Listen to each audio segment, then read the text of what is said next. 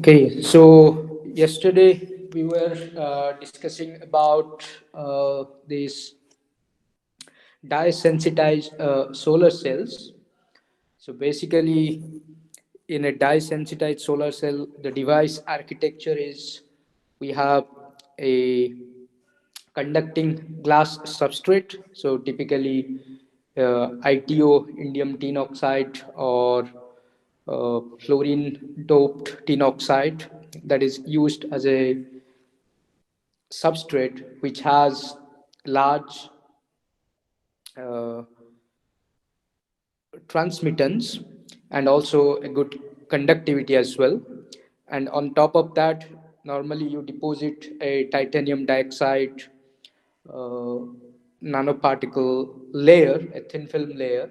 So either you can have a thin film layer or a nanoparticle of titanium dioxide, or sometimes also people use porous structures, titanium dioxide structure. So, but mostly a nanoparticle of titanium dioxide is used as a wide bandgap semiconductor, and then on top of that, so dye molecule is deposited. These dye molecules, and the reason why we want to take titanium dioxide nanostructures so that we have a lot more surface area where these dye molecules can get attached to. And these dye molecules basically act as a or like a harvester of this energy, so light energy. So when the sunlight of a particular, so typically these dye molecules can absorb the photons and they create these electrons, so go to the excited state.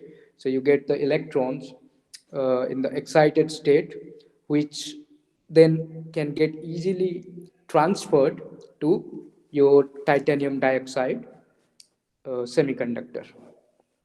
So one needs to choose the material in such a way that the ground state and the excited state of the diomolecule is much larger, and moreover the conduction band of this titanium dioxide or of the semiconductor should be much closer to the excited state of the dye molecule.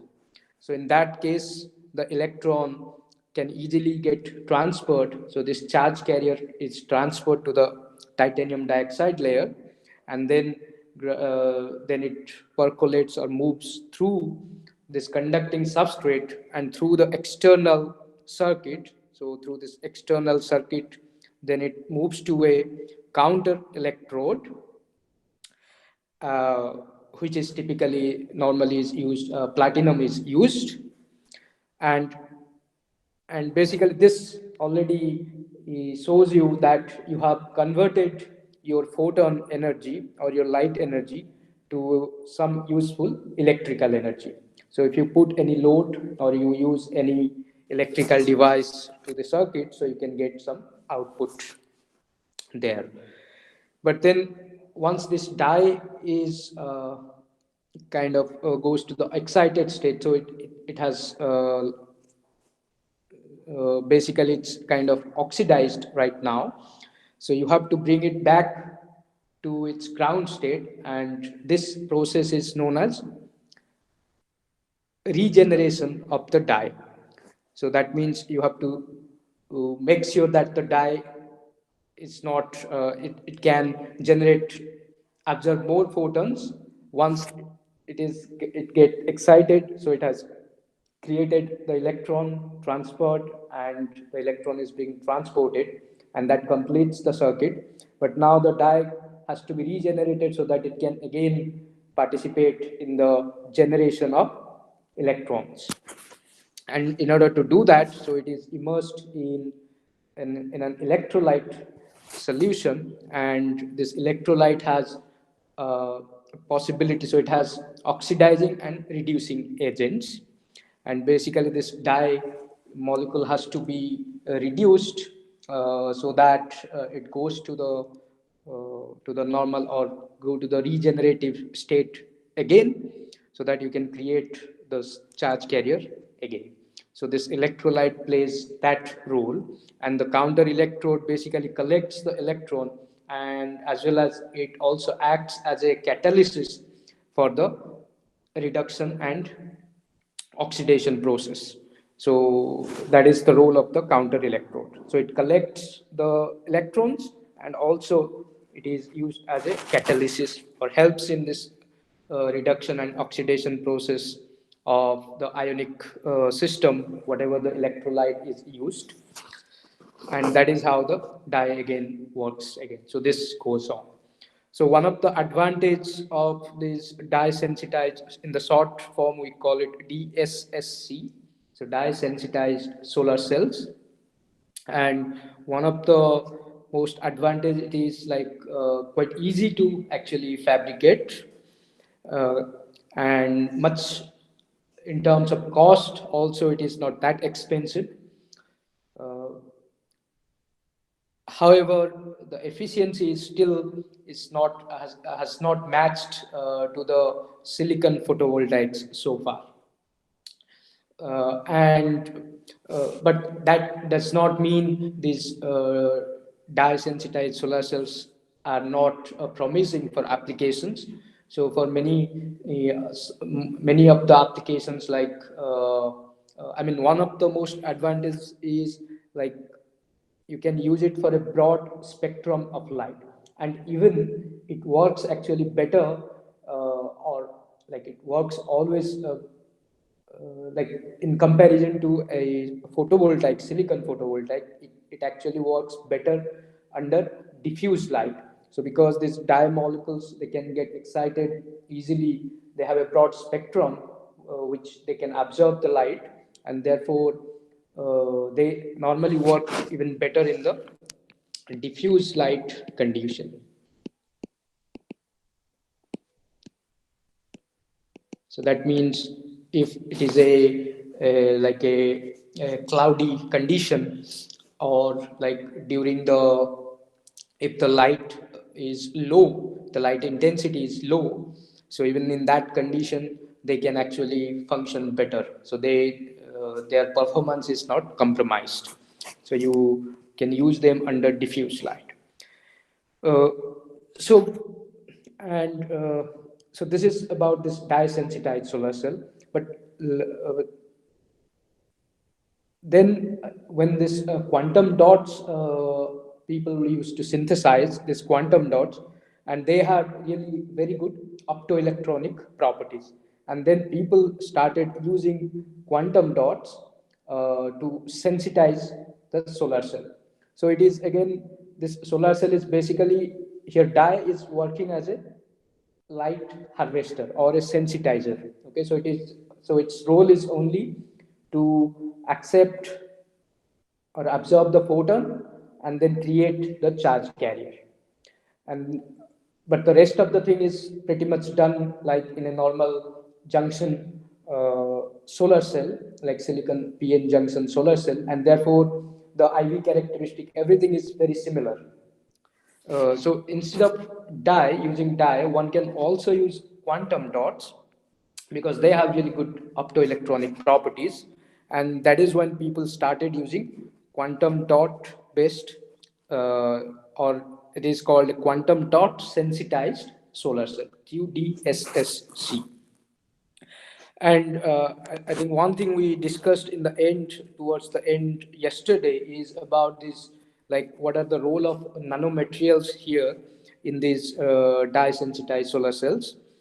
So basically, already I discussed that titanium dioxide, instead of taking a thin film, one can take a porous or nanostructure of titanium dioxide, so nanoparticles, so that you have a larger surface area where the dye molecule can get attached to, and therefore you have more, so you can increase the number of charge carriers using more number of dye molecules. So you can also increase basically the efficiency. So the photo absorption you can increase, because you can now absorb more number of photons, because of course you have more number of dye molecules, and similarly, so you can create more number of charge carriers.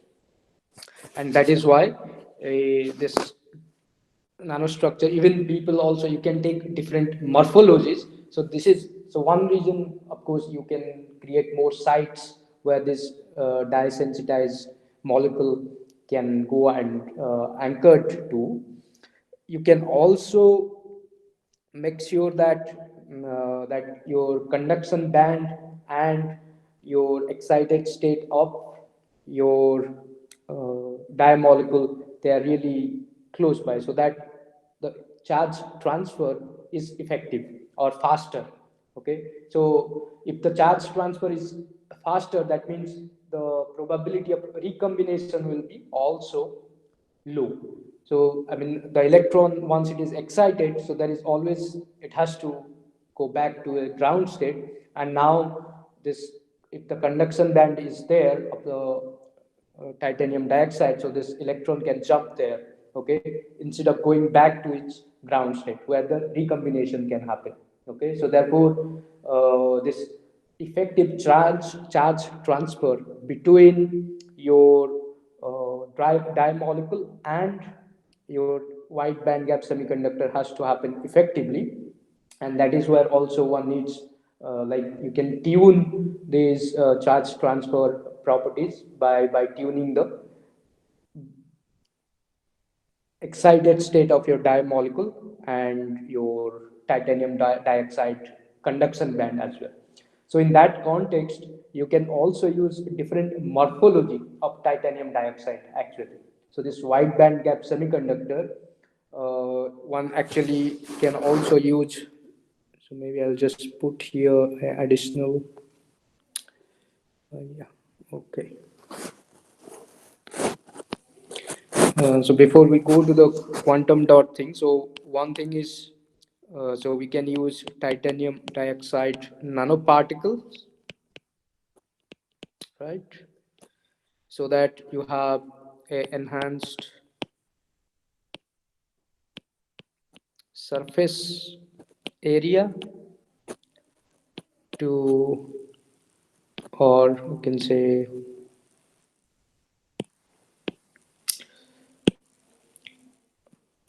where these dye molecules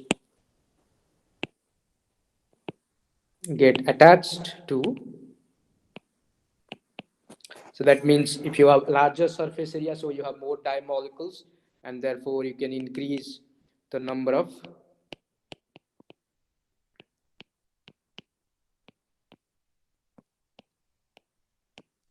charge carriers by observing more number of photons. So one can also, so for effective charge transfer, so you need a effective charge transfer between your dye molecule and your conduction band of TiO2. So if you look at the, like, so this is your conduction band, let's say, of the TiO2. Okay, so this is your valence band, and now the excited state of your dye molecule is somewhere here, and this is your ground state, let's say, of the dye molecule. So that means now you have excited the electron by absorbing a photon, and this electron, so there is always a probability that it can go back and recombine. Okay, so that is always a chance is there, but what we don't want it, so what we want is that this electron has to be effectively transferred to this conduction band. So therefore one can also play with the conduction band level with respect to the dye molecule, and in that context one can also use different morphology of titanium dioxide nanoparticles. And that is why actually in chemistry or in synthesis people try to like in nanomaterial fabrication, so always one wants to look at the morphology of the nanomaterial you have synthesized. So it can be like a simple morphology, like you can have a sphere, or you can have like a rod. Okay, so you can have like elongated rod with a complicated morphology as well. You can make a flower like structure, a dendrite like structure. So these kind of things you might encounter while synthesizing different nanomaterials, and that is why these are interesting actually for different morphology, so that you can play with your energy band of the of that same structure of the same system. So you can also change the band structure a little bit by, or you can tune the band structure using morphology as well. And that is why these nanostructures are also interesting. Yes, another thing which we would like not really investigated that much, but it actually can improve the, so it is not in terms of improving the properties of the solar cell, rather you use this graphene seeds or carbon nanotubes, uh, and here they are used, so instead of platinum, because so normally you use this this one is this counter electrode, which is normally is platinum. Okay, so instead of platinum you can replace it with graphene seeds or carbon nanotubes or some other nanostructures, uh, those which have better catalytic properties. So because this catalysis is important, so that you can convert or you can help in this oxidation and reduction process inside the electrolyte. And in that context, one can also use different nanomaterials as well. Okay, so when we talk about a quantum dot based solar cell, so again, the architecture, everything remains the same. So instead of now using a dye-molecule, we are using a quantum dot. Okay, because of their optoelectronic properties. So in terms of the device, so it looks exactly like the same. So we have like glass substrate, conducting glass substrate. Then we have this titanium dioxide. So let me just zoom in a little bit so that you can see it better.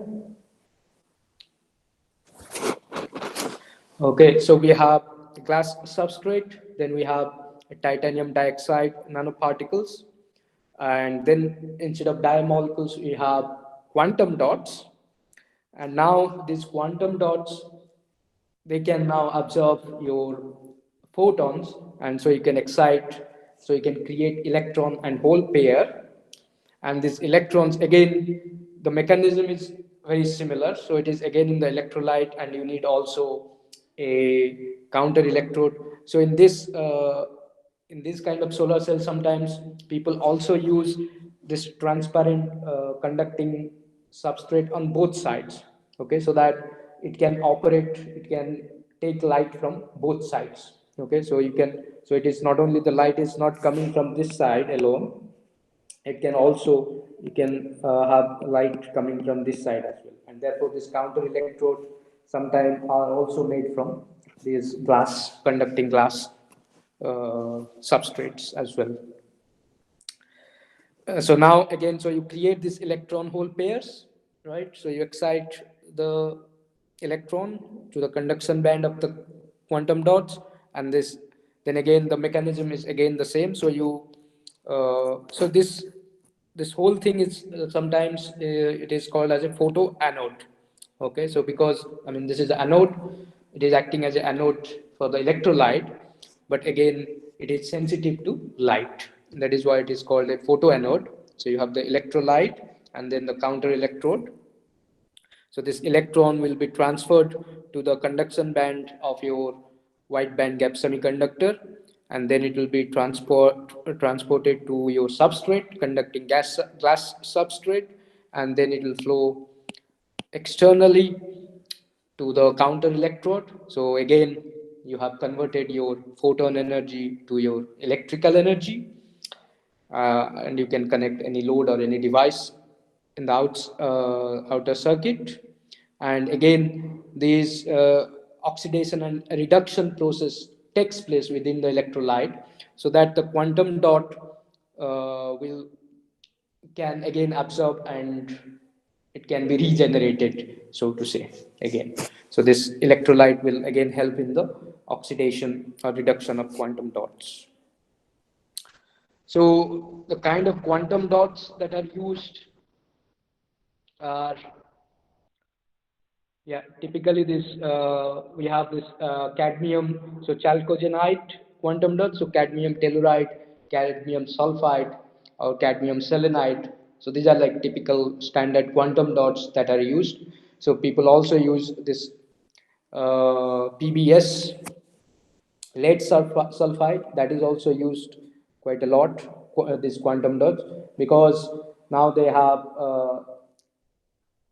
so they have, we will see what is the advantage of this quantum dots.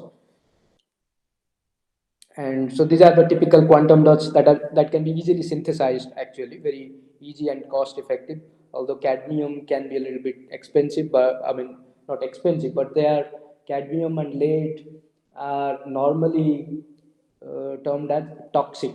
So nowadays there is people are developing this green synthesis processes, so where you can actually these synthesis processes are kind of environmental friendly, so you do not really produce a lot of toxic side byproducts, and you get this quantum dots, green quantum dots, let's say. uh, Nevertheless, you do not want to compromise on their uh, optoelectronic properties or their band gap, so to say, during the synthesis process. So I already discussed about this charge, this mechanism. So what we have is, so maybe I have a figure here. Yeah, yeah. So this figure here actually describes this mechanism quite nicely. So we have a photon energy. So look at figure number A. Okay, so we have a light which is incident on your quantum dot. So now you excite a electron hole pair. Okay, so let's say we have this CDX plus H nu will create CDX into electron plus hole pair. Okay, so the X stands for, it can be sulfide or it can be telluride, okay, or a selenide. So depending, so this one of the chalcogenide. This is, so then you have this electron hole pair, and this CDX electron hole pair will, okay, maybe I create, so let's say this will further go to, will be converted to CDX with hole plus. So now it is kind of oxidized, and this electron goes to your titanium dioxide. So now this electron, so in the figure B, so this is what is depicted. So a electron goes to titanium dioxide, and then this electron, uh, so in figure C, what is happening? So this quantum dot CDXH plus will be reduced, will take the electron from the electrolyte, so it will be reduced and goes back to, so you can say here, so it will be reduced, and then it goes back to CDX plus this reduced, your element or your ion will be oxidized by taking the hole or giving the electron back to CDX, your quantum dot. And in the external circuit, what is happening? This electron is now transport your substrate, and then in the figure E, so this electron is basically transported back to your counter electrode, and again back gives goes into the electrolyte system, and this is how your quantum dot will be back to its normal state again. So this is the mechanism, very similar to what was very similar to this dye-sensitized solar cell. So what is the advantage of this quantum dots? So one of the advantages is basically you have a tunable band gap, right? So this is, we already know that you can tune the band gap of quantum dot by changing its size. So the band gap depends on the dimension or size of the quantum dot, and this is due to, this is like a 0D dimensional structure, so where your electron is now confined in 3 dimension and you have this discrete energy states, and basically you can create or you can vary the band gap by changing the size of the particle. So in that sense it is very useful. So what happens if the energy gap is tunable? So you can tune the absorption spectra, right? So it is sensitive to a different wavelength. So you can tune the absorption spectra of your quantum, of your solar cell, so by choosing a particular kind of quantum dot. And then another thing is it helps in, so basically you can also uh, so it also helps in, so since these are nanomaterial, so again, and you are using a titanium dioxide which is another nanomaterial, so you can again put many more quantum dots which can get attached to the surface of your semiconductor. So you can also increase the photo generation efficiency is increased.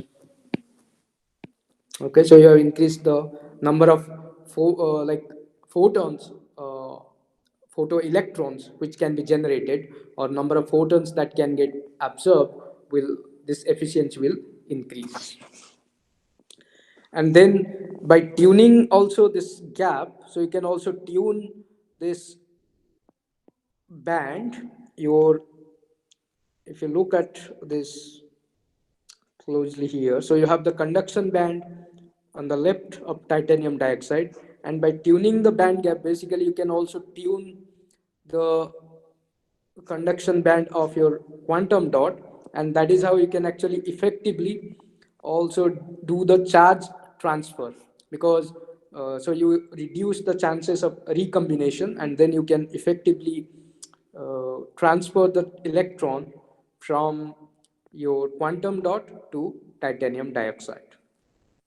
So, so this property you can also tune using this quantum dots. So there are several advantages over dye-sensitized solar cells, but however, in terms of efficiency, it is still not much. So normal, like the highest efficiency with this cadmium chalcogenide quantum dot, the highest efficiency is so far like not more than 6, of the order of 6% has been uh, that has been actually obtained. So efficiency is still quite low, but these are still kind of one can do a lot of improvements using different uh, semiconductor, so using maybe different quantum dots, or maybe you can link. So there are several techniques which can improve the efficiency, but still it is kind of an active field of research, I would say, which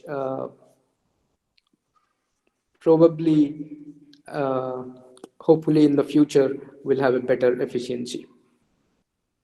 So another advantage of this quantum dot, so this is a tunable band gap, you have energy gap, you can tune it, so you can access a different absorption spectra, and you can also create more, so you can efficiently convert your photon into your electron hole pairs, and you normally reduce the chances of recombination, so you can increase the charge transfer. And another interesting advantage is actually very interesting part is you can generate this multiple excitant generation. So how you normally improve the this efficiency of absorbing more number of photons, or what is known in this context is that you can create more electron hole pairs using a single photon. So let's say you have one single photon, but since you have a quantum dot, so they have many excitonic levels, so which are like can be above the conduction band or below the conduction band. Okay, so you have excitonic levels, and you can excite your electron, so you can create these electron hole pairs using a high energy photon, and this single photon can create multiple electron hole pairs. So this mechanism is like, so in the picture here you can see it. Okay, so you have multiple energy levels, and then let's say you have a high energetic photon, and you create, so you excite the electron. So basically you create the exciton, which is your electron. So this is your electron, and this is your, maybe I use this color. So this is your electron, and this is your hole. So you have created an electron hole pair, and now this electron has to jump back to the lower energy in the conduction band. Okay, so it has a very high kinetic energy basically, so it will come back to the conduction band here, this level. And while doing that, so it has to give rise, or I mean it radiates some heat. Okay, so basically what you can do is you increase, so what is, you know, call it, so you create, so with a single photon, so you create a electron hole pair, and then this electron has a larger kinetic energy, so it jumps back to the conduction band, the uh, minimum of the conduction band edge, and that process it releases its extra energy, which goes into the electronic system. So that basically what you do is you create, or you increase